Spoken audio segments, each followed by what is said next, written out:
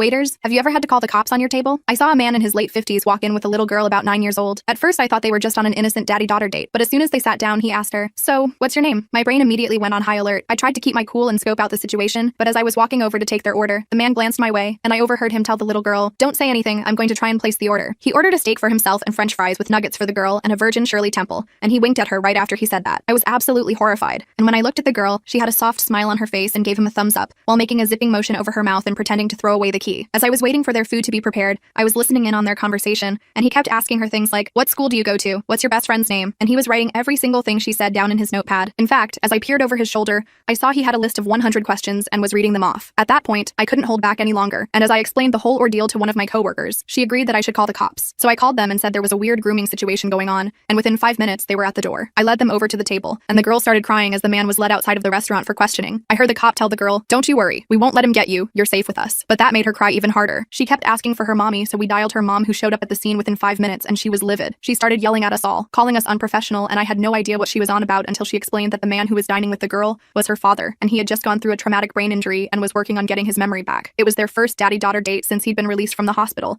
and this was huge progress for him. Let me just say that they took their food to go, and I comped their check.